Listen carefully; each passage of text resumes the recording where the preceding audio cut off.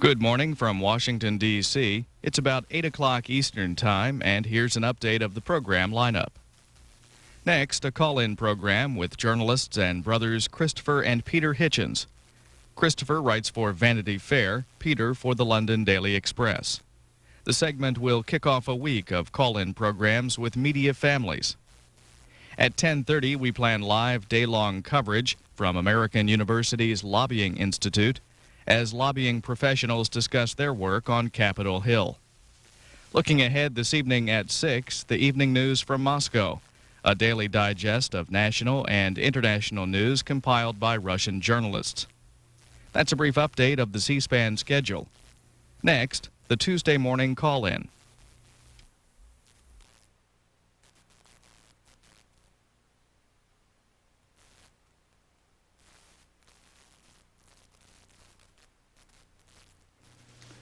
Peter Hitchens, Washington correspondent for the London Daily Express. It seems appropriate with all our talking about D-Day to start off asking about a headline in U.S. News and World Report. Summer of discontent.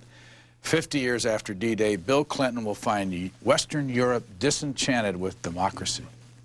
Disenchanted with democracy? Or do they mean disenchanted with the United States?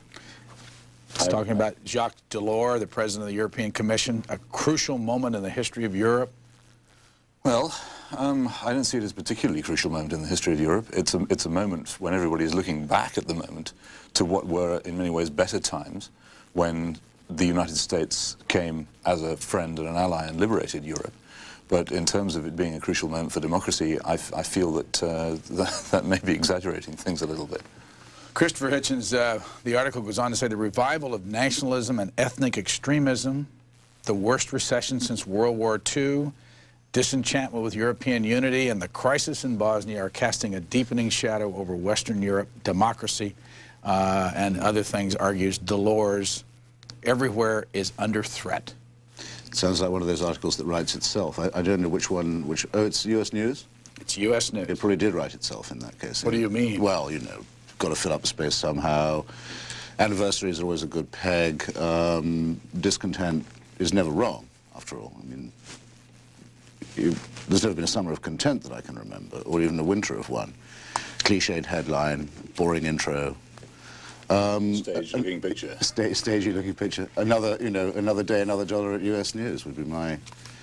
What I like, and what I would have stuffed in that intro while I was doing my cliches, I'd have remembered to say, which this writer appears to have forgotten to do, that those were the days when everything was so simple and, you know, the morality of everything was so clear, which is becoming a favorite trope of the moment. Of course, nothing was more controversial than the American participation in the Second World War. Let me just... or argued over. Nothing was considered less simple and easy and morally clear than that at the time. Well, here's Time magazine. It's all the same story that everybody's writing. This is the man who beat Hitler. What do you think of all this time spent on D-Day? Well, I think it's well worth remembering. It was the one incident in recent history when we actually did manage to put the clock back, something I wish we'd do a lot more often. Having been driven out of Europe in 1940 in disgrace and shame, we actually came back and liberated it with American assistance. We couldn't have done it without American assistance. To call Ike the man who liberated Europe is perhaps slightly exaggerating his role, but I suppose under the circumstances you should be allowed to beat your own drum. I remember that your father was in the Navy. You lived in Portsmouth. Yeah, our father is in fact buried in the precincts of the D-Day chapel, the chapel where General Eisenhower, as he then was, had the service before the decision was taken to leave Portsmouth and go ahead. It was the only religious service that ever actually had to be held in secret. Yes. Well, it was before the invasion. Had it got out that such a service was taking place, it would have given away the fact that it was going to be the following morning. What did he die of? My father? Yeah. Oh, he died of old age. And what year? Hang on a minute, 1987. And he was involved in the preparations for the Dieppe parade, for example, which was the calamitous dress rehearsal for the thing, and actually had in many ways a very arduous war. His vessel was the one responsible for sinking the Scharnhorst, we're proud to say, on Boxing Day of 43, excuse me. As soon one forgets. And on the other side of our family, our mother has ancestry in Central European Jewry, so there was every interest in not letting this anniversary slide. But I'm perfectly sure that in other countries the magazine covers are saying it was Russia that won the war, or it was really England that won the war, or it was secretly de Gaulle who won the war, and so forth. It's slightly irritating to see the way that people reinterpret it. But I'd just like to go back to my earlier point about how simple everything was and how people have that kind of nostalgia. Anyone who reads up just a week's worth of American newspapers of that period will realize how extremely controversial and how right it was. There should have been controversy about it then. This search for a lost moral simplicity, I think, is worrying and deceptive.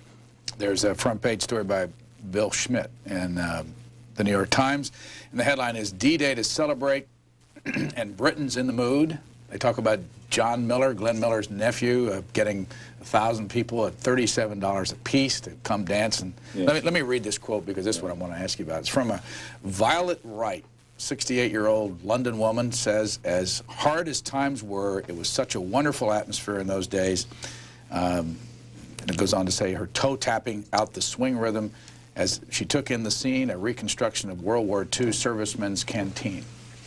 Yes. Well, there's nothing like shared adversity for making people happy in a paradoxical way.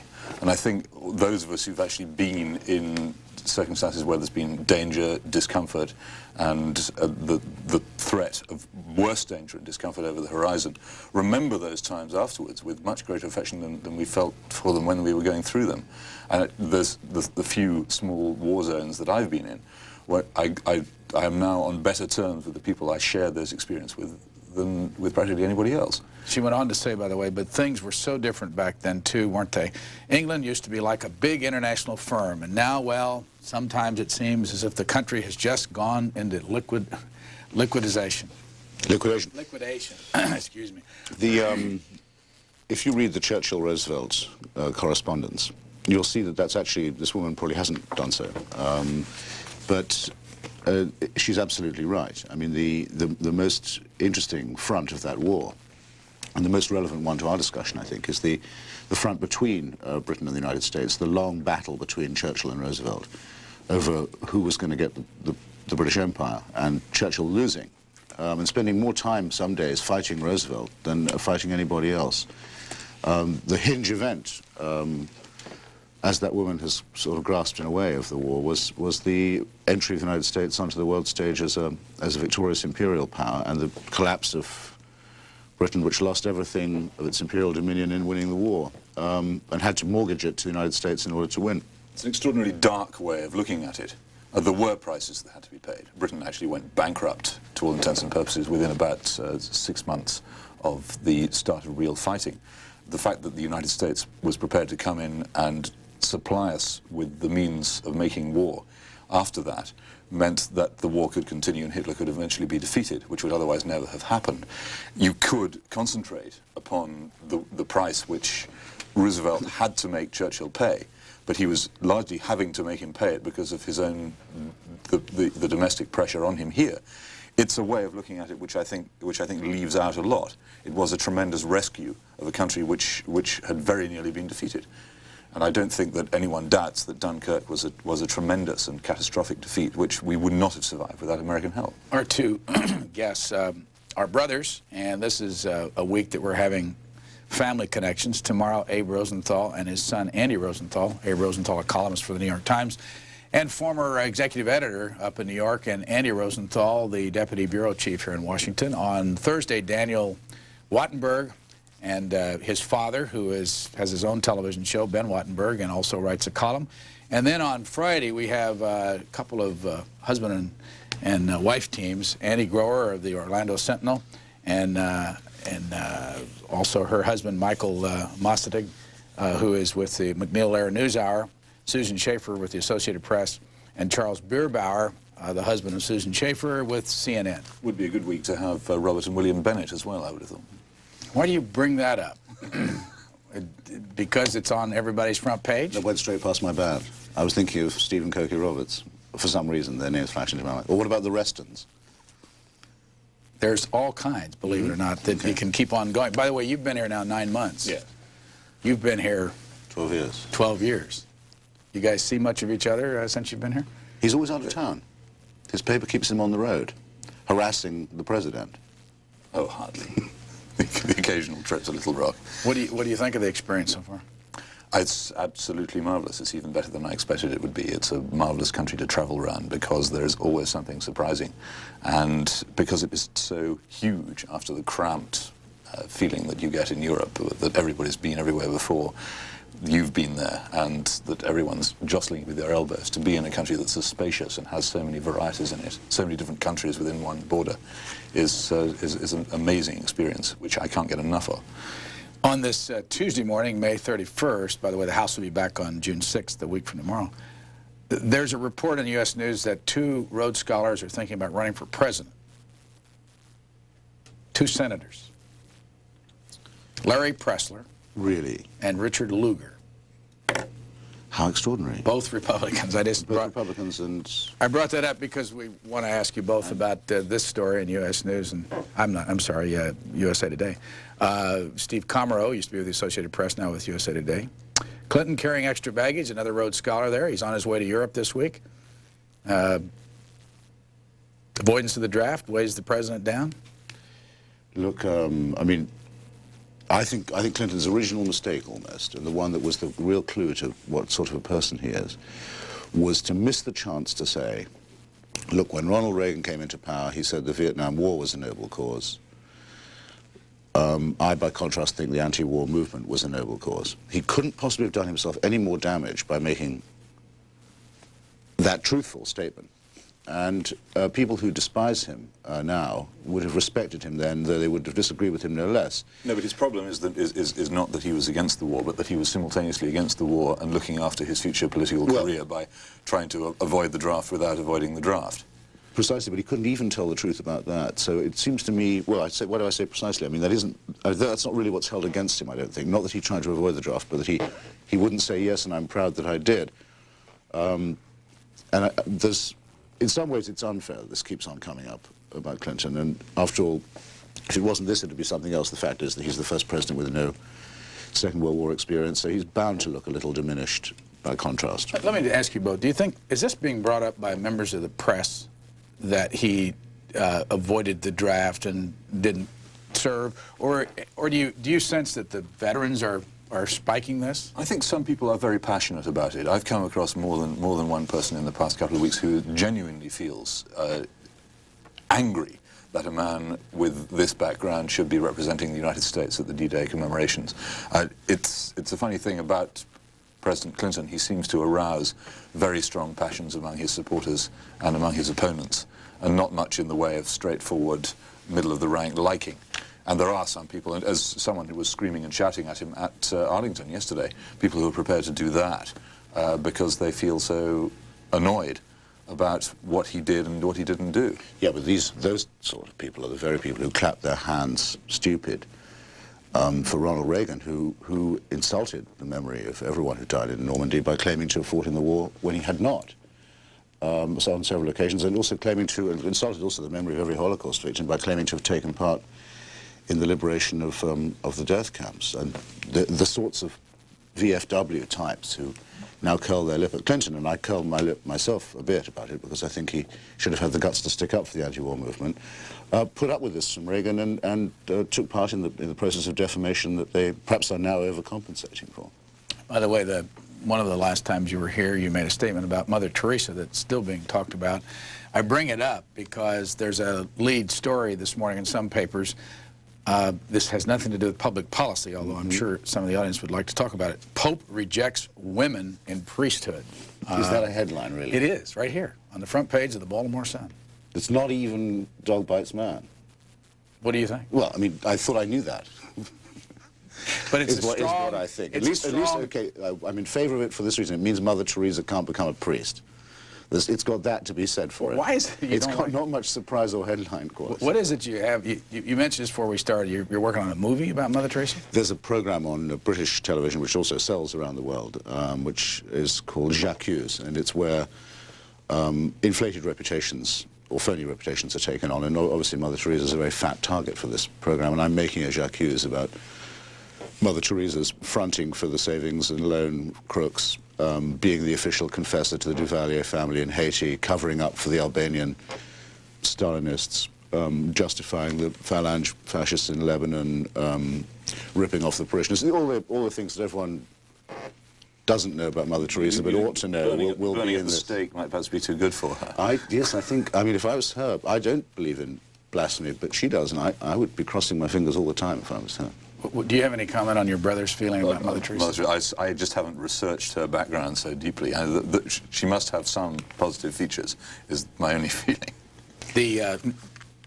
You were going to say? I'm searching for them, but I haven't found any yet. In principle, I think it's true that everyone, there's a Spanish saying about this, everyone has some aspect of honor. It ought to be true. I've come across some people of whom it's difficult to prove, though, and she's one of them. I want to show you a photograph, see if it elicits any comment from you this morning in Newsweek. That's the face of, for several decades, of democratic supremacy in the House of Representatives, isn't it? Every seam and crevasse on that face tells a story of some horrible deal, some bit of log rolling, some committee appointment or other. The face almost as eloquent as the face of Lloyd Benson, I think, if you want to. I find a growing sympathy. Whenever I hear of a corruption charge, especially in a country which seems to be pretty endemically corrupt when it comes to politics, I think selectivity. That people are, for some reason or other, raising the topic of corruption because they want to get someone for other reasons. Endemically corrupt? I've somehow or other grown up with the belief that especially American city politics have a certain element of corruption. Dead people voting, money paid for votes, things that we don't do in mainland Britain very much. And I tended to think that people rather accepted that it went on. And that if that's all that Rostenkowski is being accused of, then who's next? Yeah, but he hasn't made this defense for himself, has he? No, he says he's not guilty. Yeah, but very often they do say, oh, well, they're just picking on me because I'm so pro-healthcare or something. There's a hidden agenda here. In this case, he just denies it. And perhaps because he's from Illinois, people, I think, are more inclined to believe it must be true. You know, Chicago politics is renowned. It's used to scare children with to this day. Mary Jacoby, in a publication that's owned by some Brits, The Economist magazine, this is Roll Call, has a lead story here that says Congress has strictest ethics rules in the world according to a new Congressional Research Service study of 24 nations, including Great Britain. Well, I'm astounded. That's all I can say about that. Why are you? Well, I don't know. This is, of course, a country in which the most important thing is to be on the right side of the law, to have a good lawyer, to get off, to be found not guilty, not to do the right thing. And maybe under those terms, they do have the strictest rules. I don't think that the kind of money which is available for political campaigns here is available in Britain. And I think when you have that sort of money at stake, you get corruption. And I don't think that you could conceivably argue that this country had the strictest rules against it, unless you were reading them in a very peculiar way. Let me just show you the headline inside, because it has a word there that I want to ask you about. U.S. should be most ethical country in the world, according to a study of 24 democratic nations. Great day for headlines, isn't it? My friend and sometimes foe, Michael Kinsley, makes the very good remark, Kinsley's Law of Washington, which is that the scandal is never what's illegal, the scandal is always what's legal. What surprised me the first time I ever came to Washington, and surprises me still, is how it isn't unlawful to give money to a congressman to vote a certain way. It's considered legal. It's considered legal to solicit the money in that way, too. Thus, if that's legal, it's very hard to say what the ethics are going to be. I think a law compelling lobbyists to hand over their checks to congressmen and senators on the floor of the two houses immediately after the votes in which they have obliged them would probably be a salutary one. Yes, and for the guys to go around with taximeters on their lapels too, that click up the rate. By the way, it looks like some kind of battle, not ribbons, but something that you'd get in some kind of a battle on your lapel there. Can you tell us what those are? Well, that's the shield of Bosnia. I don't know quite how they got the fleur-de-lis as their as their emblem. It's a very ancient kingdom, Bosnia, as you know. Maybe during the Crusades, perhaps. What about the other one? The other one is, in a way, a battlefield decoration. It's a present from a wine waiter at a restaurant in Washington, who I suppose was just impressed by my services to his industry and wanted to share. What motivated you to put it on this morning? It was on when I grabbed my jacket and ran for the cab, thinking, Christ, it'll be 8 o'clock in a minute, and I mustn't let the airways be monopolized by the Daily Express. There are a couple of, that was a criticism of you. I'm afraid so. There's a couple of editorials, lead editorials, in the couple of papers that are known to have liberal political philosophies, and I just want to read a little bit. This is in the New York Times. Have you seen this? The reformer vanishes. Instead of fighting to dismantle Washington's big money system, President Clinton has helped his party become its biggest beneficiary. Pledges to clean up the nation's campaign financing procedures notwithstanding, Mr. Clinton has expended more time and energy courting well-to-do donors at fancy private receptions than prodding Congress to enact serious political reform. Well, quite. And it's rather adds on to what I was just saying. They also have a list of the president's, they call it the president's helpers. Federal law limits individual campaign contributions to $1,000 and bars any corporate or labor union gifts. These rules do not apply to soft money given to the national parties. Here are some of the largest donors to the Democratic Party, July 1992 through March 1994.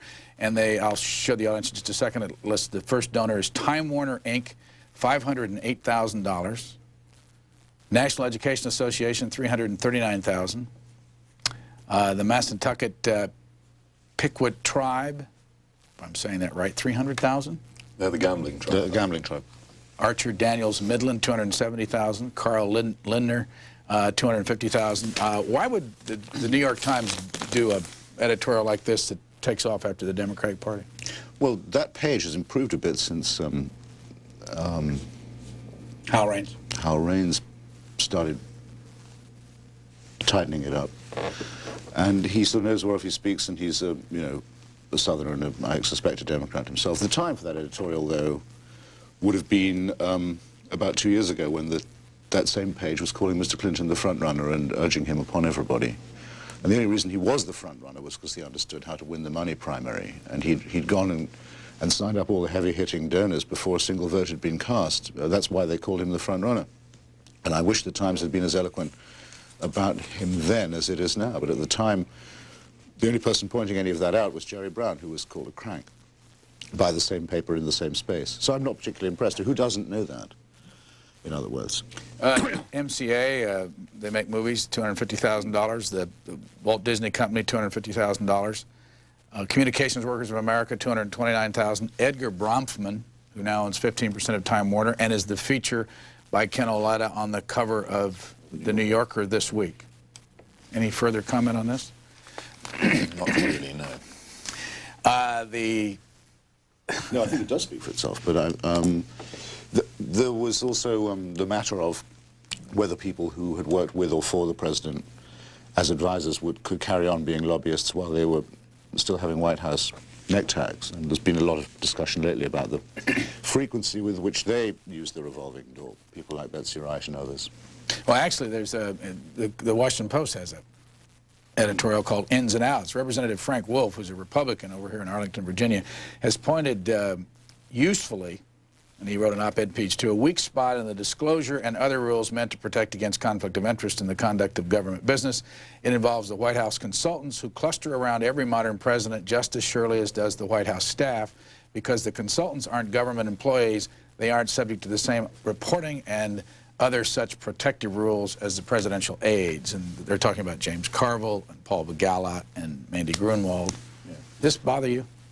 Well, it bothers me. A lot of things about the current White House bother me, but what is particularly irritating is the way in which this was presented as some kind of new presidency in which these things wouldn't happen. Anybody who believed that must now be seriously disappointed. Those of us who thought, well, we've heard this before, feel vindicated. Allow me to plug my upcoming piece in Vanity Fair about Clintonism. It'll be out in about a week or so. Well, I say that you can, This is what the June issue looks like. yeah. You get the cover for this? Not me, no. I think it will soon be Mrs. Onassis, the late Mrs. Onassis, but I'm not quite sure what the one next weekend is going to be. I should have had that at my fingertips. But anyway, reviewing the Clinton take on Whitewater and everything else, and trying to write against the new spin that's been put on it, it's sort of hit me very solidly amidships that you can count on Clinton to change his mind on practically anything if a question of principle or difficulty comes up. And it doesn't matter whether it's China or Haiti or Bosnia or gays in the military or indeed campaign finance reform. But there's one thing to which he's absolutely solidly and consistently loyal, and that's a particular cabal of old mates from Arkansas, most of whom have no obvious qualifications for the jobs that they've got or had when they've kept them and not had to resign. That's one thing on which he does not give in. It's one thing on which you can count on him to be solid and consistent. Unless they get caught. Unless they get caught. In which case off they go back to Arkansas, or whip rounds have to be held for their helicopter fares. Yes. And to borrow a phrase of the appalling Reagan's that he borrowed from the delightful Peggy Noonan, where do we find such men? Where do all these Arkansans come from? What are you writing about? What are you sending back home? Well, I've recently had a bit of a break from what I call Trousergate, concerned with more domestic things. We've just had the launch of the first British Trident missile from a British nuclear submarine off the coast of Florida, which I spent a lot of last week watching. Mainly, though, it keeps coming back to Mr. Clinton and his problems, and I rather expect that Larry Nichols' reply to Paula Jones's lawsuit is going to be taking up some of my time later on this week, though today I expect to be spending most of my efforts on Congressman Rostenkowski. By the way, how do you think this will play back there? And this is Patty Davis, the daughter of Ronald Reagan, Playboy, coming out soon. I think it may This is at Newsweek, by the way. Rate a mention or two, yes. Now that we finally get to see the picture. Is that a retriever? I think it's a Labrador, actually. Labrador. Yeah. Good Labrador. Do you have any comment on this? No, no, I don't. Is there a reason why you don't have any comment on this? No, there isn't even a reason I don't have any comment on it. We're going to go to the phones here in just a few moments as we kick off this week of family connections. Just want to say something about Trousergate. The Haldeman Diaries reminded me, which I've been reading all week, unbelievably interesting, in the revelation of the mind of the Nixon White House. Are you reading the CD-ROM version or just... No, but I'm going to get that. I think it's going to finally convert me to the new tech. It reinforced my resolution not to do any more Gate stuff, because it brought back to me William Sapphire's confession that it was he who came up with the idea of putting Gate on the end of every minor scandal so as to make Watergate, which was a real scandal and very nearly a coup against democracy in America, look like just another scandal by comparison. And so I think a self-denying ordinance should be made by all journalists to be very careful with the Gate suffix, unless they think they're onto something really major. And if you want to know what something really major is, and refresh your memory after the terrible month of euphemism and airbrushing that we endured after Nixon died, you should read the Haldeman Diaries and see what a very narrow escape the country had. Peter Hitchens, have you read them?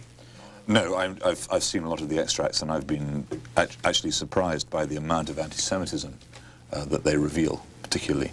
I too want to get hold of the CD-ROM version, which sounds like an astonishing way of presenting a diary, and one which other people will no doubt be following all over the place.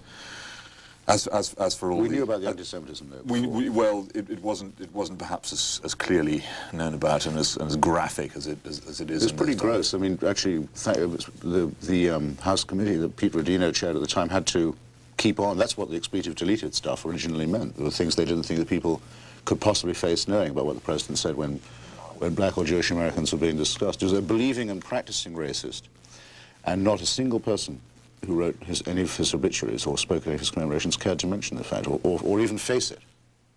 We're going to go to the phones. Before we do, just to pass on to you, here's a little story that some of you on the West Coast can read, and you might see it in other papers. Written by Jane Hall, the New York-based writer for the Los Angeles Times, and it says FX affects C-SPAN viewership. We pass it on to you because for some of you in about 1.1 million homes in this country, this will be the last day that you have the complete C-SPAN available to you. And if you have questions, don't panic. Don't call your cable operator until there's really a reason to. Tomorrow would be the day. If we're not there tomorrow, you'll know that something's happened. And if you see a thing called FX there, that means that it's a new channel owned by Rupert Murdoch on your television dial. Hopefully we'll be back someday, and we sure appreciate your loyalty and your viewership. If you have a question about all this, why don't you give us a call during the working hours here at 202-737-3220. If you weren't informed of this in your bill 30 days ago, it won't happen. And it's in an isolated area. There's a lot of little systems in Iowa will be off tomorrow. And we apologize for the confusion on all this, but we thought we'd better pass it on to you. And if you have a question, again, call us. But don't panic until it is absolutely gone. And in most places, 99% of you will still have C-SPAN when you turn on the dial tomorrow. Let's go to the phones. We go to Chesapeake, Virginia. First up, go ahead, please. Well, good morning. Morning. I think this is an interesting way of getting divergent views by having a couple of brothers there. I've noticed that you've tried to get divergent views before and ended up with two people who should have been opposed sitting there agreeing with each other. I wanted to comment about President Clinton's lack of military experience. As a retired military person, and I consider myself a moderate conservative Republican, I just don't have any confidence that he believes in anything, particularly in foreign policy. And when I contrast him with Bush, who served, with Reagan, who I guess didn't, but at least believed in something and stood for what he believed in, with Carter, who served, with Ford, who served, I just don't have any confidence that he has a clue about using force, not to conquer everybody in the world, but at least in a way that would make us appear to be somebody that the rest of the world would look up to. And I'd be interested in the comments of your guest. Peter Hitchens. Well, I'm inclined to agree that the defining moment for me of President Clinton's time in office will always remain the moment when news was brought to him at a conference with radio talk show hosts that Alexander Rutskoy had declared himself the alternative president of Russia. Now, anybody knowing anything whatsoever about the subject would realize this was an immensely serious and dangerous moment. The chief executive giggled and said, "Isn't this funny?" And here was a man who simply did not understand. Now, later on, after he'd been in the room with all his briefers and been told, presumably, who Alexander Rutskoy was and what it meant, he became very serious and grave. But I think this is a man completely without vision. Whether it's because he's never served in the military, I don't know. But I think that he covers up his lack of a worldview with a tremendous amount of knowledge, and that is all he has. Well, I'm not a fan of the president, but I don't think that's a particularly serious test to have failed, and it makes me really cringe to think of what Reagan would have done if that sort of news had been brought to him. And the caller was, I think, wrong in saying about Reagan, well, I guess he didn't serve. What I said earlier, what I would like to repeat, is that Reagan didn't serve, dodged it, and lied about it, and twice claimed to have been in uniform in the Second World War. And I've just noticed that the people who make this a test of Bill Clinton's integrity tend to be Reaganites, and to have swallowed that appalling insult from him. Well, hang on, Reagan was in uniform in the Second World War. He was in the Hal Loach studios. He could barely see, and was therefore. I don't blame him for not being in uniform. I blame him. Let's just have a little bit of fairness. I don't blame him for not serving. I blame him for lying twice about having served. The fell consequence of this, and the worst consequence I can see, is that President Clinton is over-impressed by callers like the last one, who are basically full of military bluster, and he's only too willing to oblige the Joint Chiefs when they tell him to do or not to do something, because he's terrified of having another row with the armed forces, and as a result, the whole principle of civilian control of the armed forces, and the idea of a commander-in-chief as someone who gives orders and doesn't take them from the military has been abandoned by the president with I think, terrible consequences all around. Mount Laurel, New Jersey, you're next. Hi, I'd like to ask a simple question. Seeing that these two seemingly intelligent British men, what is their take on American healthcare? Kind of with a view in mind of what tried to be done in Britain by the British government. Thanks. Terrifying. It's the daily nightmare. Britain's health No, plan? the healthcare that you have here, I'm constantly scared stiff by it. I can't believe that mercy has a price on it. And having grown up in a country where it is simply accepted that if you fall ill, you will be treated, and it's not a question of how much money you have or which credit card you carry, to be in a country where it's assumed to be natural that if you are ill, you will pay for it, and that if you are ill for a long time, you'll pay for it until you haven't got any money left, is astonishing. Well, we're supposed to disagree, and we generally do, but I mean, I agree with all of that. This is a country where people are really frightened, including people very well paid like myself, of what might happen if they got sick, or almost unthinkable, and I've known people get into real trouble with this. If two members of the family get sick at the same time, that's it. It could be the end.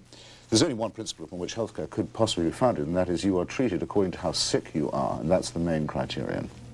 That isn't even mentioned in the healthcare debate now, even as the shadow of a principle. I cracked my ribs quite badly in the terrible snow in January, and ice. I had to go to the emergency room.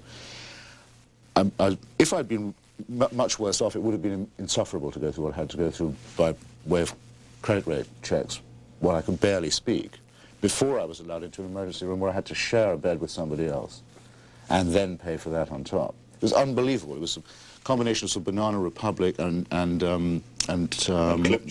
clip joint and moral blackmail. People get charged for the operating table, actually charged for the operating table, what must be the price of the table. You look at these bills. I went almost as soon as I came here to my neighbouring hospital in Bethesda, suburban hospital, and they very kindly showed me the kind of prices people were paying for treatment. And they were ashamed of what they were showing me in many cases. They just couldn't, they themselves couldn't justify it. Try getting a lawyer if you aren't rich as well. Even the president finds he's having difficulty with that. I mean, the most basic services, that's why I'm a socialist. From each according to his ability, to each according to his need. I don't think it has anything to do with socialism. Any civilized country, especially a rich capitalist country, should be far more concerned about healthcare. I think those Americans who live next to the Canadian border have realized that there is an alternative. Martinez, California. Good morning. Hi.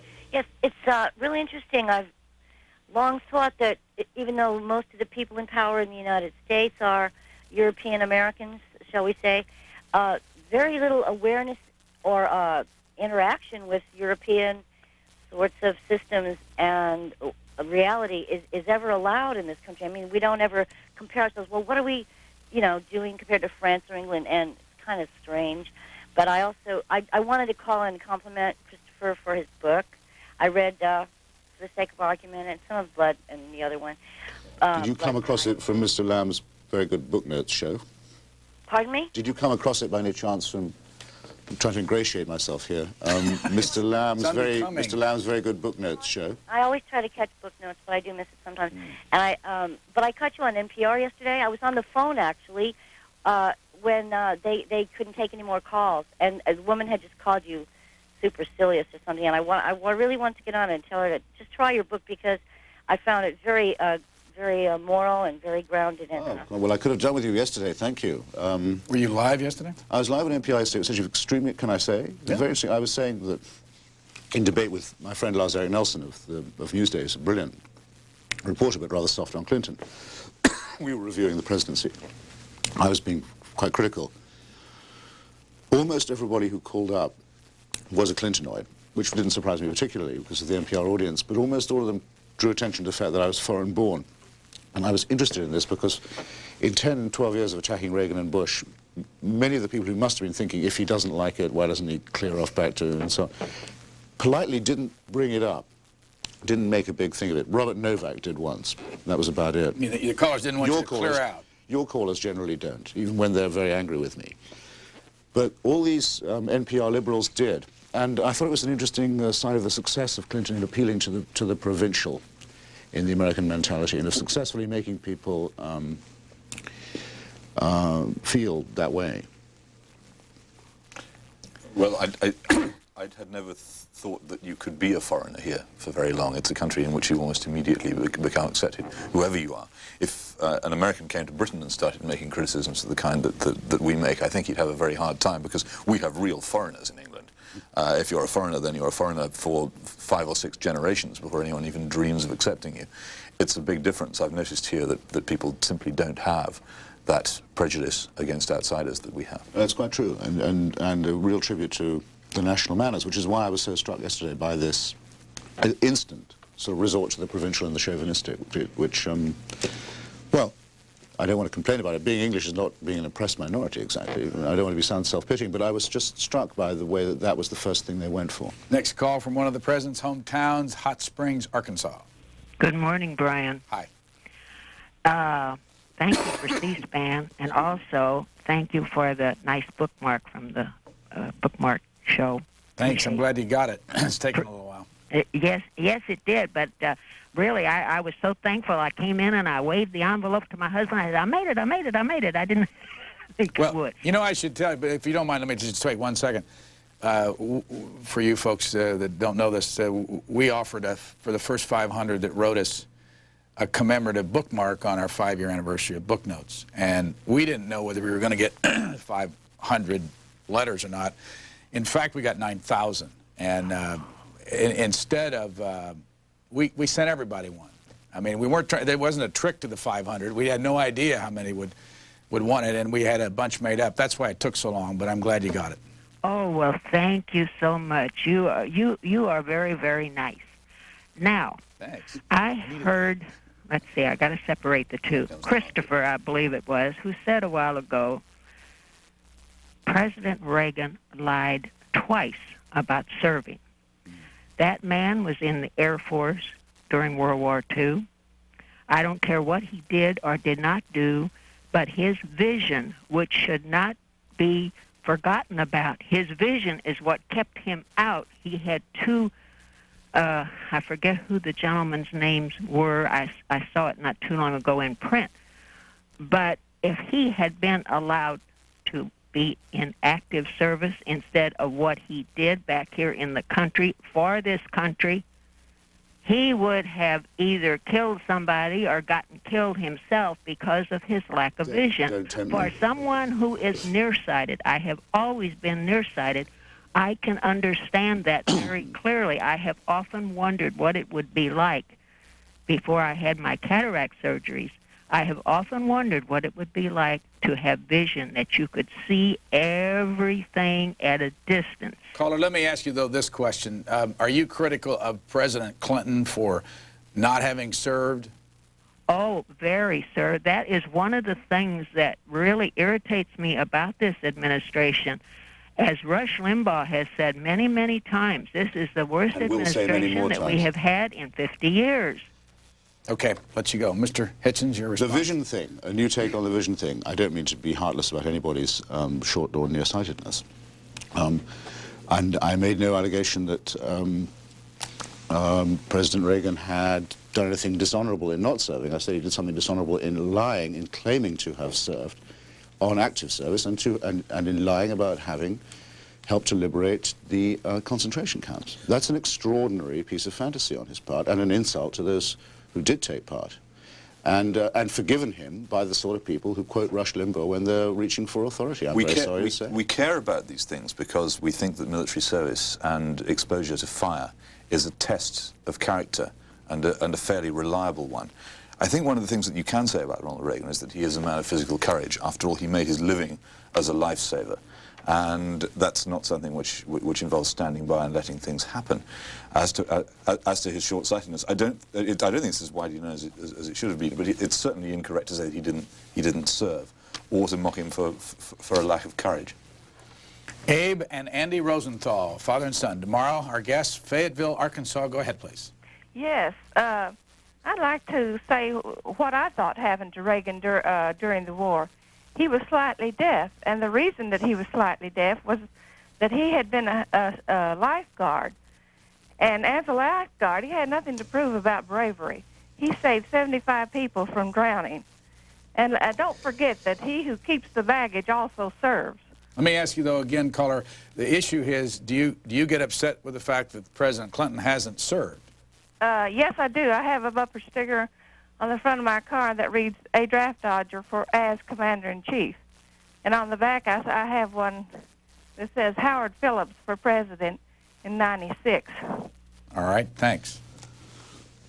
Don't seem to be able to decide which of Reagan's shortcomings, physical shortcomings, kept him out, but no one has taken me up on my point. But I know what it brings back to me what it was like arguing with the Reaganites when he was in power.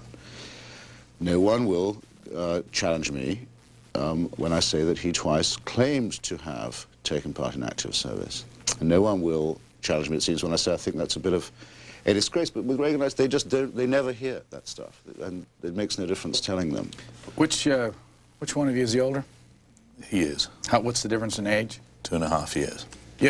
Are you married and you have children with you here? Yes. How old are the kids? My daughter's 10 and my son is 5. How are they doing? Well, it's very different for them from Moscow, where they were before. It's also striking for me how very differently Americans raise their children. A friend of ours says Americans raise kids, the British bring up children. And the contrast is enormous. We intend to go back to England, and so I want to bring them up as English children. When my daughter comes home, I don't let her speak American, which I see as a completely different language in which people behave in a completely different way. And it's actually one of the reasons why I often wonder about whether I would, in the long term, like to stay if the chance came my way.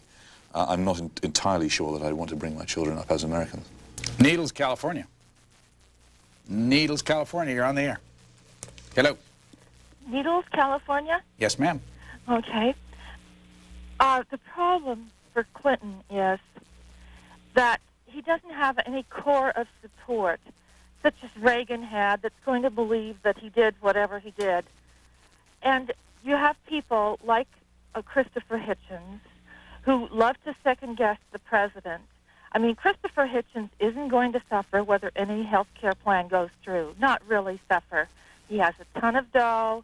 So does the editor of the New York Times, whose main concern in life is the fine points of fly fishing, no matter what he says in his editorials. And this is the problem for Clinton. And as far as Jerry Brown is concerned, I would like to remind Mr. Hitchens about a few things about Jerry Brown. When he was the governor of California, and this was documented in the LA Times, he used these state computer systems for voting, for re-election. He also sold judgeships, also documented in the Los Angeles Times, and he was one of the most obscene fundraisers for the state Democratic Party. And then he gets this burst of things so he can wreck the candidacy of Clinton, and all of you guys are cheering. You just give up your fancy suits when you decide to be a man of the people.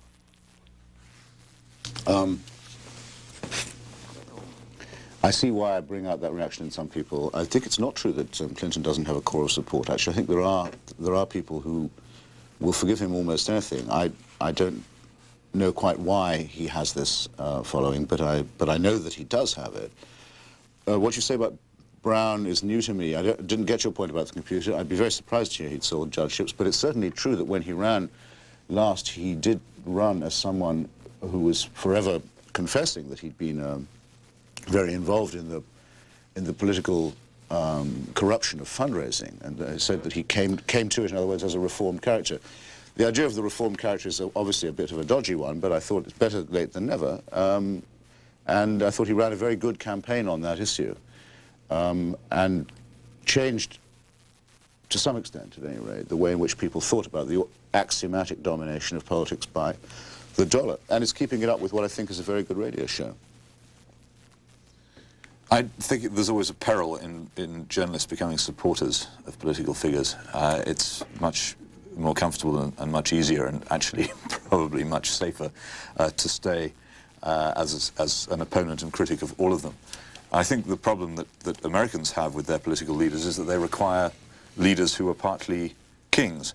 And in the case of Reagan particularly, many people looked upon him as an ideal American monarch and were prepared, in my view, probably rightly to overlook a huge number of faults because he embodied so very well the kind of America they wanted to have.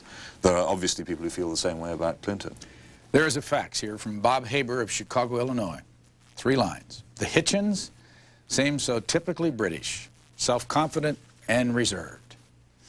Might we get a good belly laugh from both of them this morning to prove their human characteristics? Oh, it's a bit early. I've barely got my teeth in yet. I don't know. It's being told it's time to tell a joke is a bit forbidding, I think. Holland, Michigan. You're next. Okay, thank you. Hi, you're on the air. I'm on the air now? You're on the air now. Okay. I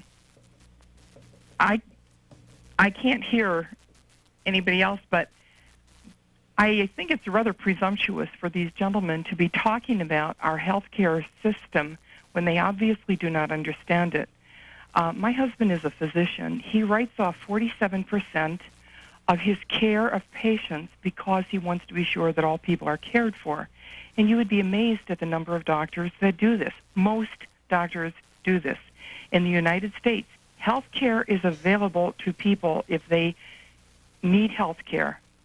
Why is it that so many people are coming from Canada to the United States? We have a very close friend who works, who's a person who is a fellow in England in the renal dialysis unit, and he said that in their renal dialysis unit, when people reach the age of 55, they come in, and at that time they get a birthday cake and are told they've had a good life. In the United States, we'll do renal dialysis on people who are 80 years old. Don't talk to me about a healthcare system that runs short on dollars and then figures that people beyond 55, 60 don't have the value of another person. Thanks. Peter Hitchens? Don't believe the story, and would love to hear chapter and verse on it. It would make the most amazing scandal in the British press if such a thing were said to anybody. As to the rest of it, why shouldn't I understand it? After all, I don't have the British National Health Service here. I've had to make my own arrangements, and I've found the process extremely frightening. And I've been and visited several hospitals and talked to a large number of doctors, including one doctor who, like your husband, said that he did give free care to his patients, but found that his usual reward was to get sued in malpractice cases because people felt that it was their chance in the great American legal lottery to get their slice of the cake, and he didn't find it a very edifying experience. No, I don't think your healthcare system stands up to examination, and I'd love to know how many people are coming from Canada to the United States to get healthcare. Maybe this will help the guy from Chicago who thought we were being too pompous and solemn. Or from, it was Illinois, wasn't it? Cartoon in the New Yorker a few years ago of a fat man standing in a robe and a harp on a cloud talking to another guy who'd obviously just got into heaven and saying, well, I did have hate in my heart, but it was for doctors and lawyers and they said that was okay. That's as good as it gets, Chicago. Deerfield Beach, Florida. Go ahead. I felt some sort of national pride was involved. Deerfield Beach, Florida. Go ahead. You're on the air. Good morning, gentlemen. Hi. Brian, I want to thank you for the D-Day expo that you had. I was really, really touched. I was only 6 years old when the war began, but I grew up, and I was 11 at the time of D-Day, and listening to Vera Ellen and watching it was really, really touching. Setting that aside, I saw Mr. Clinton place the wreath at the end of the old soldier yesterday, and I cried again because I am appalled that this man who protested against our country, it's just growing up during the war and watching this man who really protested against his country is different than Christopher Hitchens saying that Reagan did not serve in the war. I didn't say he didn't serve. I said he lied about having served. No one will take up my actual point. Come on, Mr. Hitchens. And another thing, Peter, I've watched you and admired you before, but the fact that you just made a derogatory remark about the Americans, that Americans just bring up their children and Brits raise them, is that the other way around. Americans raise kids. And this isn't my original statement, but it seems to sum it up rather well. Americans raise kids, the English bring up their children. Of bringing up the Beatles, and they came here and wrecked our country. That's all I've got. Yeah, I apologize for that. It wasn't my fault. I thought it was the Rolling Stones who wrecked the country. They're also British. Clinton did not protest against his country. If you want to take a look at the Haldeman diaries and see how Nixon and Kissinger discussed the waging of that war and the timing of the bombing to affect the election and the deliberate prolonging of the war to save their own skins, and how they probably were individually responsible for the deaths of maybe 20,000 Americans in the years between 68 and 72, and finally settled on the terms which they had run against in an election which they tried to subvert. You would say it wasn't just your right as an American to protest against that war, but it was your civic duty. And to the extent that Clinton took any part in the anti-war movement, he deserves great credit. My quarrel with him is he doesn't seem to have the residue of courage from that period that would be required to say, as he could have said in response to Reagan's big lie that the Vietnam War was a noble cause, that the anti-war movement was the noble cause, and let's have the national discussion about that. Fax from Sierra Madre, California. Jack Calloway, question to me, is C-SPAN going to be carried on DirecTV? We've lost C-SPAN 2 full-time, may be worse to come, thanks to all C-SPAN. The answer is yes, we will be on DirecTV, both C-SPAN 1 and 2, and it'll be available nationwide on October the 1st as we go to Little Rock, California. Go ahead, please. Morning, Brian. Morning. I have 3 comments, Brian. Will you give me time to make them? If you can. I admire Clinton for having the nerve and the courage to protest against Vietnam. Vietnam was the biggest joke that ever was, okay? Now, that's what he done, and you can see his sin written on his forehead. Ronald Reagan, I'm amazed and appalled at how he has managed to dupe us Americans. I'm an Irish-born person, but I live in America for 33 years. He duped this country. He allowed the Japs to walk in and buy us, and then went after he was out of office to collect his check. Also, no one ever mentions the fact that Nancy Reagan went out of office with millions of dollars for just say no to drugs, and has done nothing with it but open a big office in Century City, and absolutely does nothing with it. You know, I just, maybe it's British and Irish people, we can see things because we're not directly involved as Americans. But to me, the only thing that differs between Clinton and Reagan as far as what Clinton did, Reagan was an actor. He was the biggest phony to ever hit the president of the United States, and we're suffering. We've got homeless on our streets. We've got poverty the likes of you never seen. He started tribalism among our people. Caller, how long have you been here from Ireland? 33 years. All right, thanks. Got your point? Didn't know there was a Little Rock in California. You know now? No. You must be pleased to know that there are people out there who are backing you.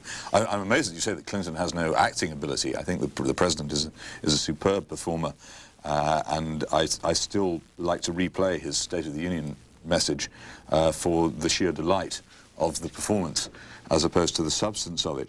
As for Vietnam, I don't know. I protested against it at the time, but looking back on it, I wonder whether it's exactly marvelous that Vietnam is now ruled from Hanoi by one of the last Leninist cliques on the face of the earth, and is one of the most poverty-stricken and miserable countries in Southeast Asia, and whether perhaps there wasn't a cause there that has got forgotten in all the agonizing about whether American kids should have gone to fight in the war. Columbus, Ohio. Go ahead. Hi, how are you? Fine. I'd like to ask Peter Hitchens a question regarding Iraq. As I understand it, there was an investigation recently as to, I've forgotten the name. The Scott inquiry. The rearming of Iraq. That's right, yes. And its relationship to the BNL Bank in Atlanta. And my real question is, this seems to have been more prominent in the news in England than here in the United States. We constantly talk about Bill Clinton's failures in foreign policy, but very little is said about George Bush's role in rearming Iraq, which is far more critical. And my real question is, how does the sale of futures, which leads to a profit by a First Lady, get to be bigger news than the sale of arms that leads to a war? Well, I don't think the sale of arms leads to a war. The existence of the Saddam Hussein regime in Iraq certainly leads to wars. I think you'll find that most countries in the world, whether it be the former Soviet Union, the present Russia, the United States, France, Britain, South Africa, Israel, that can make money out of selling arms, do so, and will continue to do so wherever they can. But to blame the sale of those arms for the war which follows is absurd. Tom Rizzo of Akron, Ohio, has a fax. We can go back to that. I just need to get this in quickly. Invite comments from the brothers Hitchens on these topics. Labor Party after John Smith, will it ever find its way back to the left? No. It seems to me a preordained fact, that, or a preordained conclusion, that the man who's, I don't know why he's done it, but he's actually claims to have modeled himself on Bill Clinton, Michael Tony Blair, is going to win, because everyone in the press tells him that's the only way you can win an election. Tony Blair will be the new leader in your opinion? He'll be the new leader of the Labour Party. He'll lose the election. 41 years old. Yeah, for that reason. Wrong on both counts, actually. Tony, who I know does not model himself on Clinton, was rather embarrassed by the comparisons made between him and Clinton. Two, he's by no means certain to win the leadership, because the Labour Party is actually has no members to speak of, except a small group of people who know they're right and who are quite capable of picking another losing leader, and may well do so in the next few months. Ben Wattenberg and his son Daniel, who is with the American Spectator. Ben Wattenberg's a columnist and has his own program called Think Tank, will be here on Thursday morning. Arlington, Virginia, go ahead, please. Good morning, Brian. Just a quick preface. I certainly don't find either of the Mr. Hitchenses to be supercilious or overly British at all. Living here inside the Beltway, they are just as normal as anybody in politics around here is likely to be found. A quick question for each one of them. For Christopher, I've been a loyal supporter of Ronald Reagan since the mid-'80s, and since the mid-'70s, and I am not familiar with the speeches that he refers to, and I'd like to take him up on his point as to when Mr. Reagan claimed to have served where he didn't, or have liberated concentration camps or something of that sort. Can you tell me where this happened? Sure, yeah. And I don't blame you for not knowing, because it was something that didn't fit into the press coverage, because if it was true he was doing this, then all the accolades he was getting for being a great communicator would look ridiculous, wouldn't they? The occasion where he claimed to have helped to liberate the concentration camps was during a visit by Yitzhak Shamir, who was then the foreign minister of Israel. Reagan claimed this to Mr. Shamir in the White House. He later claimed it when he was visited by Simon Wiesenthal, the, I think, slightly exaggerated Nazi hunter from Austria. I can give you chapter and verse references for both those claims by the then president, if you wish. Your reaction, caller? Yeah, I mean, I would certainly have an open mind about it, and it would, if it turned out to be something he said and not just a slip of the tongue reading something. Kind of a slip, wouldn't it? You wouldn't, either you did help to liberate Dachau or you didn't, would be my view. And if you thought you had and you hadn't, you'd be in some kind of quite severe delusional condition. You're quite right, and that would certainly lower the reputation of the ex-president in my mind. Caller, did you happen to see 60 Minutes on Sunday night? Yes, I did, as a matter of fact, about the people who claimed to have gotten medals that they didn't. Well, they had the story there about Ronald Reagan telling that story about the C-17 and the Medal of Honor winner, which they said turned out to be fantasy and just came from a movie. Yeah, well, this is certainly possible. I wonder who did his research for him, as we say. I doubt if he did it himself. Okay, thanks. Arlington, I'm sorry, we go to San Diego, California. Go ahead, please. Good morning, gentlemen. First off, I'd like to say, Mr. Hitchens, if half the allegations that Mr. Reed and Sapphire and The Economist magazine have made, this Whitewater makes Watergate look like a stroll through the park. But my question is this. The Economist magazine on May 7th printed an article about a gentleman named Dennis Patrick, who was involved in trading with the Lassiter Company, involving some odd $20,000 he was promised. Since then, he's had 4 attempts on his life and is now underground and hiding. And I'm wondering why this story is not being reported by our press, and we have to hear about it in a European magazine. Thanks. Well, if I can draw attention yet again to my forthcoming column in Vanity Fair, I do go into the Lassiter connection in Arkansas, which is, I think, the least noticed aspect of the Whitewater entanglement. So I hope I can look you in the eye and say that much. And I thought the Economist story was pretty good. It's not the only place that it's appeared, but it's probably the longest take on it. I just have to disagree with you, though, even though I'm trying to boost my own piece, in saying that it makes Watergate look like a stroll through the park. So far, it hasn't, I think, approached that for criminality. But it's invidious, I think, to seek to compare these different kinds of scandal because, well, it's a matter of probity, really. Peter Hitchens, regarding D-Day, yesterday a CNN poll indicated that just 19% of the British believes America contributed the most to winning World War II. Are their schools as bad as ours, or do the British see history through a fool's fog? How do you Brits feel about the Channel? Well, several points. Our schools are nearly as bad as yours after another mistaken attempt at egalitarianism, and you have to pay a fortune for a good education. But also we do tend to believe that we won the war, and you will find if you go to Russia that D-Day was a minor landing on the western fringes of Europe at a not particularly convenient moment. Wherever you go, these things are viewed differently, and I'm afraid that that will always continue. I've no doubt that a lot of Americans are barely aware that the British took part in the D-Day landings, and Canadians are constantly furious about the fact that nobody mentions them. As for the Channel, I think I hate it.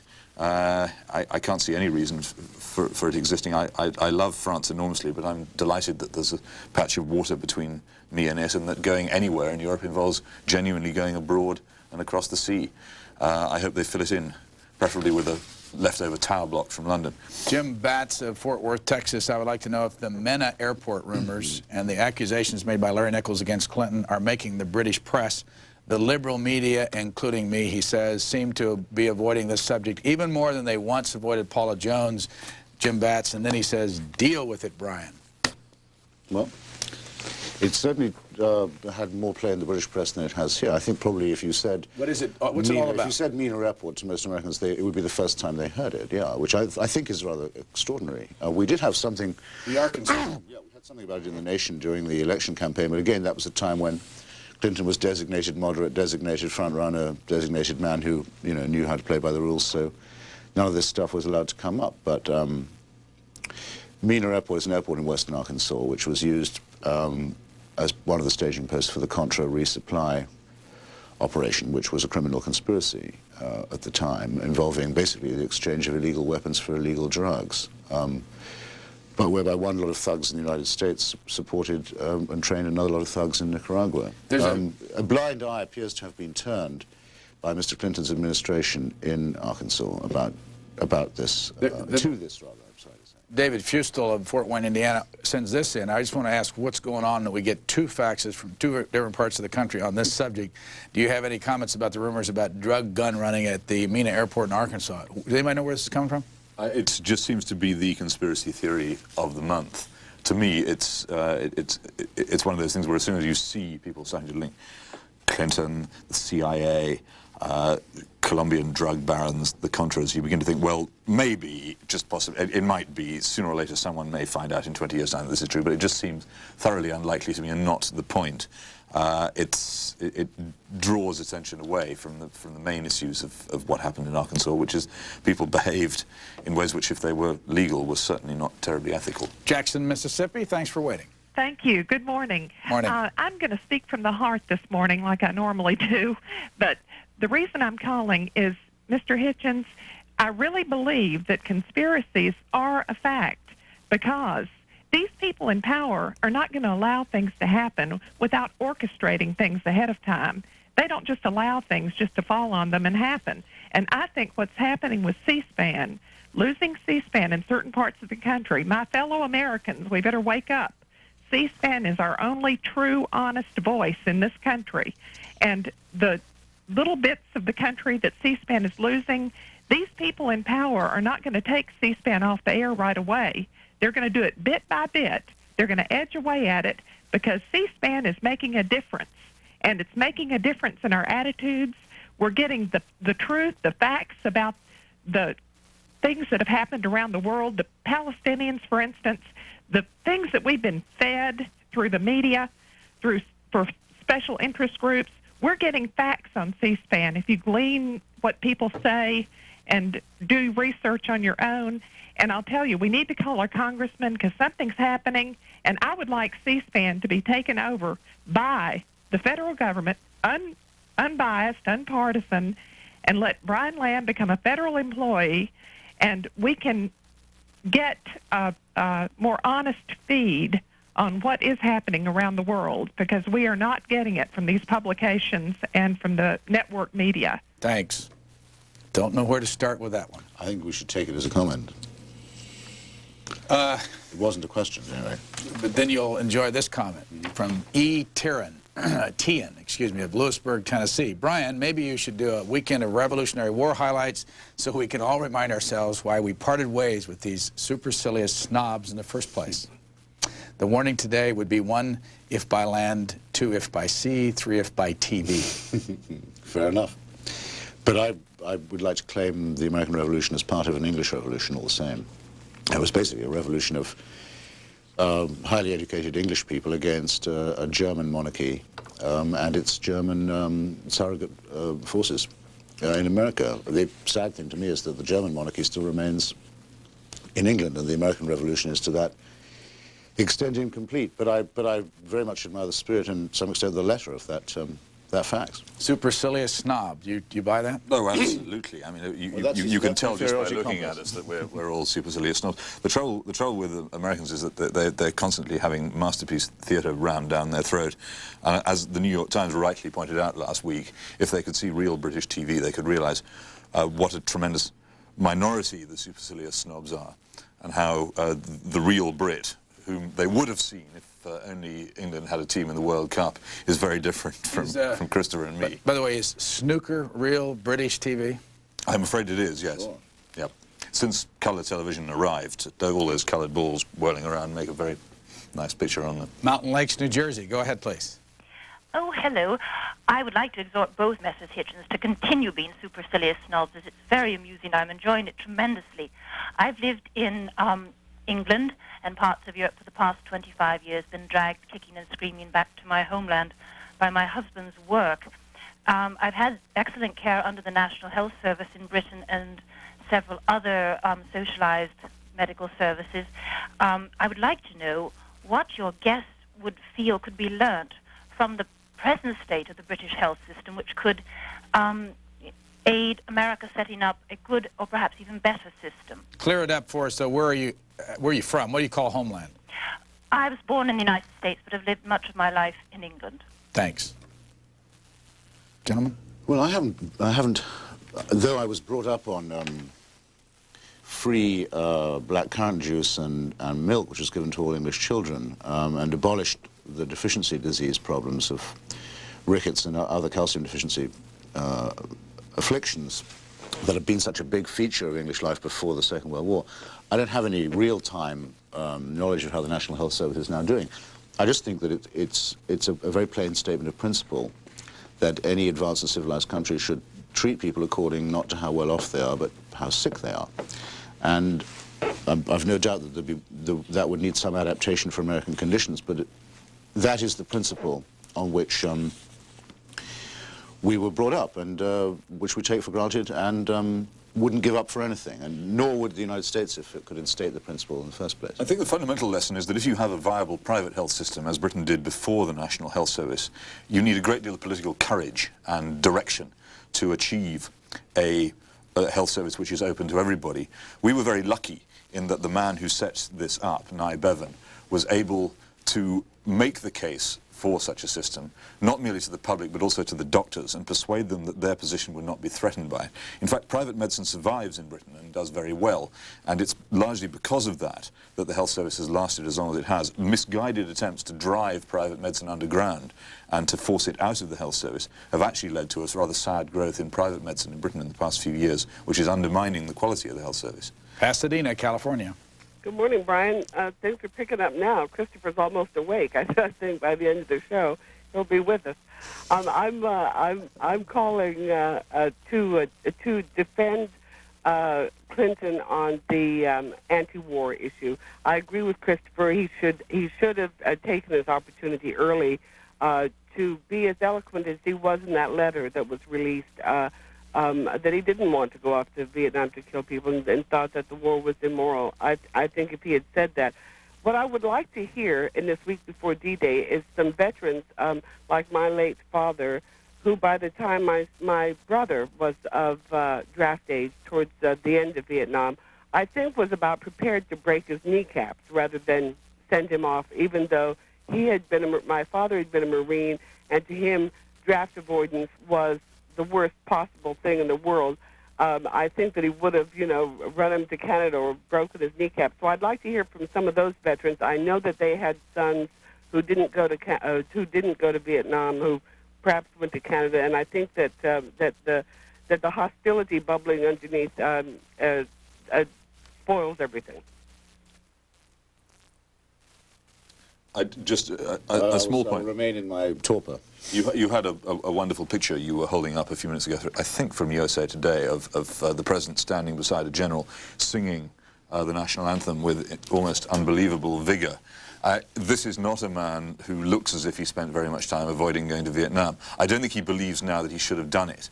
And I think that is in some ways why he's so open to criticism.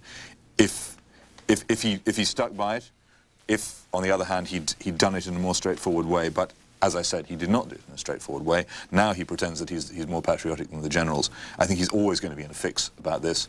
And I'm interested, I've been trying to convince myself, because as everyone in Washington says you should be careful not to let your own opinions take over. I've been trying to convince myself that he is, in fact, going to be a successful candidate in 1996. But I begin to see signs, especially in the weekend opinion polls, that people are perhaps beginning to look at him as a one-term president. And I think this may be a major factor in this. Kent, Ohio, go ahead, please. Yeah, Brian, hi. You have a wonderful show. Thanks a lot. Thanks. In response to Christopher Hitchens and Ronald Reagan's service, I looked it up in An American Life, which is his autobiography, and he talks about getting his draft notice, immediate action, and then he went, and it was his eyes, but then he was confined to continental limits, eligible for Corps Area Service Command or War Department overhead, and he served as an officer, a liaison officer, for a few months, and then went to the Army Air Corps Intelligence. Actually, he was a second lieutenant, wore second lieutenant bars, and it says in here, I was wearing bars of a second lieutenant. I was offering majors insignias to $500,000 a year directors, and they went on to make movies then. And then, if you read on further, this is like page 97 of his autobiography. It says, during the final months of the war, we began receiving secret single-core films showing the liberation of Hitler's death camp, and they engraved images on my mind. That might be where you heard that, but I never heard that Ronald Reagan said that he liberated death camps. Not my fault that you haven't heard, but you've heard now. By the way, J. Durbin and T. Durbin, 602 area code, say the World Almanac and Book of Facts, 1994, states on page 478, Ronald W. Reagan, he was a captain in the Air Force during World War II. Where do their facts come from? Yeah, no one says he wasn't in the, actually was in the movie-making end of the Army, made training films, that kind of thing. Well, no one says he didn't. What I'm saying till I'm tired is that he claimed to have done a great deal more than that on several occasions on the record. And that I can prove to anybody. Amarillo, Texas. Thank you, Brian. One quick comment, Christopher. As far as the legal implications of Watergate versus Whitewater, I think Vince Foster might beg a differ with you there. I was calling, I'm a proud owner of an FN-FAL, which had the distinction of serving both sides in the Falklands War, a semi-automatic assault weapon, if you will, that is soon to be banned here in this country, and has been in Great Britain for several years now. And I was wondering how you feel the effects of gun control would affect the role of terrorism here, as it has a broad thing, is that we don't really have that many... Peter Hitchens? Well, I think gun control is possibly the most ludicrous and phony political issue available in any country in the world today.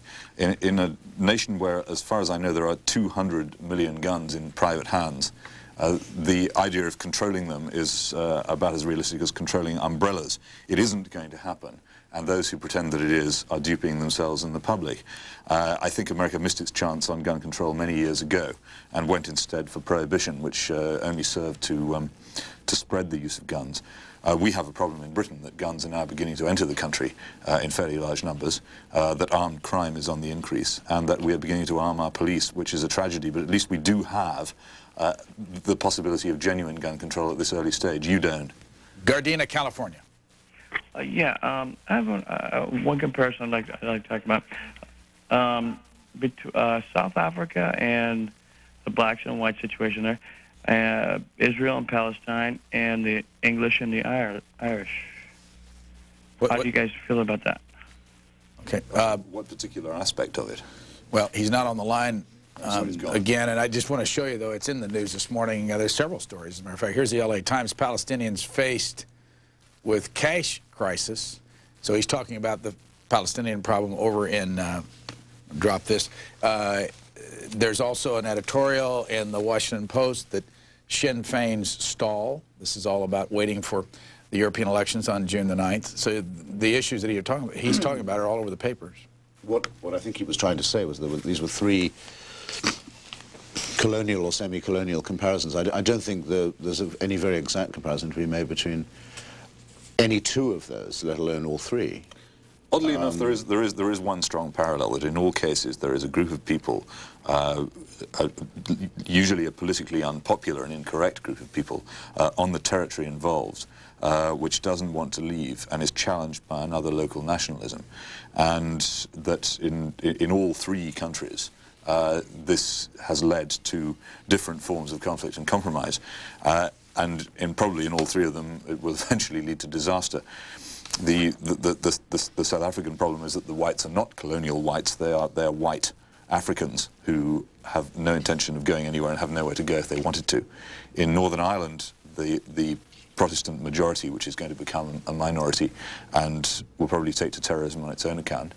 And in Israel, a group of people who arrived there mainly as a result of the Balfour Declaration in 1917 and who are not going to go, but who are surrounded, especially under present American foreign policy, by hostile and unreliable states which are being forced into rather temporary-looking agreements with them. We're going to take a total of 2 more calls. This one from Fairfax, Virginia next, and then one more. Go ahead, please. Good morning, Brian. I feel honored to be second to last caller this morning. Welcome. Thank you. Mr. Hitchens, I had originally a question, and I wanted to add on one other one. Iraq. We had 2 helicopters shot down there about 60 days ago, and I believe the Pentagon promised some sort of a report analyzing the shoot down and the whys and wherefores. I haven't seen anything on that. Do you, as kind of an insider, have any idea what the status of that report is? I wish I could say that I had. No, but it didn't seem to me that it would need a very exhaustive inquiry. I mean, I think all the main facts were acknowledged on more or less on the same day, that it was an appalling failure of aircraft recognition. And in other words, the shoot-down was done of American servicemen and actually some other Western European officers, and I think some Kurds, was done by American planes. I thought it was really awful, because I think one of the best things that the United States is doing at the moment is providing the military protection under which the Kurds are succeeding in, though not without great difficulty, in developing a limited autonomy and independence for the first time in their long and very bitter struggle for freedom. I did check up on this last week, and nothing is apparently imminent. I'm also puzzled that it's taking so long. It does seem to be a fairly straightforward case. There were British officers aboard the helicopter, and Britain has a strong interest in getting an answer to this question as well. Philip James of Park Ridge, Illinois. I'm curious, does the BBC allow American journalists to bash current and former British leaders, etc.? Yeah. And please tell that chap from Vanity Fair that he may wind up in the U.S. healthcare system if he continues seeking medals, awards for alcohol consumption. He looks rather ill.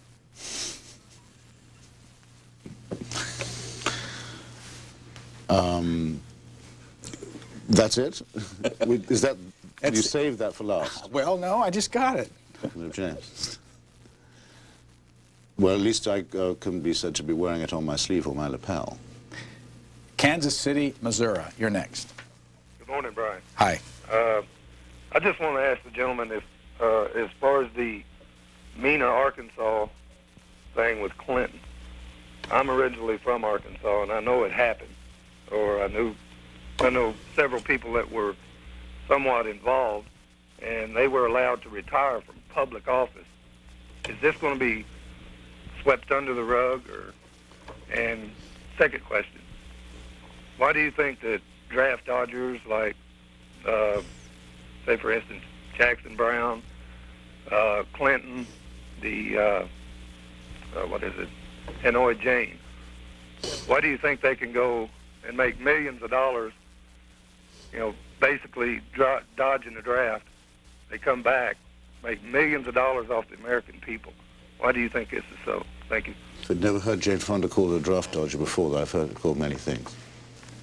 By the way, on the other issue of the Mena, Arkansas situation, here's another fact. This is from Bangor, Maine, from Todd Foy. Ask your guests what they think about the book that Jerry Reed wrote relating to the Mena Airport and Bill Clinton's administration turning a blind eye to it. Jerry Reed was a pilot in the operation, was hunted along with his family by our government because they did not want him going public about it. Also in this book, it is alleged, along with other credible sources, that Foster was murdered. Word has it that Fisk is following a paper trail relating to Foster's death that's part of leading to the Mena Airport, Mena, Arkansas Airport. Yeah, I mean, I get quite a lot of letters like this, too, very often, I'm afraid to say, written in green ink, which are inclined to the view, which is always suspicious and to be guarded against, that everything's connected to everything else. I also believe there is such a thing as conspiracy. And I think it's wrong to believe that there is no such thing. I think the term conspiracy theory is too often used to put an end to inquiries, but there is also such a thing as paranoia. And I'm afraid to say that a lot of the anti-Clinton letter writers and so on are suffering from that. I got a fax here for Peter Hitchens from the Blue Mouse Studio. Rex Snyder. The last time you were on, you pretended not to know the meaning of homophobia. I don't think you should be allowed to get away with that. It betrays your own homophobia to not recognize the insanity behind the cruel treatment of a segment of the human family that contributes so much, including, by the way, war efforts. Perhaps your brother can elaborate. Well, thanks for the chance to go back on that. I was half asleep and made a complete mess of the point that I was making. The word simply means fear of the same, and is therefore pretty much meaningless. As for whether there is such a thing, is there some point at which we say that some forms of sexual behavior are unacceptable? Do we, for instance, say that child molesting is okay? If not, why not? Were we wrong to draw the line at homosexuality as something that we approved of? Are we right now to say that it's fine? Is it all right for authors in rose-embowered cottages and wrong for convicts in prison to get up to it?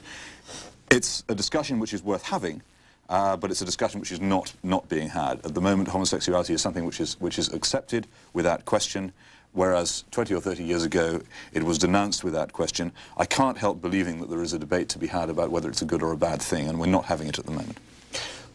As the one who crowed over Peter after that show, saying you've got homophobia wrong, it means fear of the same, I also have a doubt that it's the right word, because fear of the same is not really what's intended by those who wish there to be a word, which I think there should be, for people who are bigoted about homosexuality. It could, in fact, be, if we went into it far enough, that homophobia would accidentally turn out to be the right word, because I have noticed in those who are extremely prejudiced against homosexuality that there is an insecurity about their own sexual standing, very often a fear that they are themselves homosexual, and ironically, therefore, homophobia might turn out to be the right word. For the moment, though, I think we could do with a better one to describe prejudice on its own. We only have a few moments. Last fact from Conway, Arkansas. Why did these two guys come to America simply to critique everyone? We in Arkansas are the ones left over. This is not totally some words left out. The lowest in everything, education, etc. Can these two not get jobs in their country and take their kids with them? Well, I have a job in my country, and the job that I have in my country is to come here and report on this one, and I intend to return to it.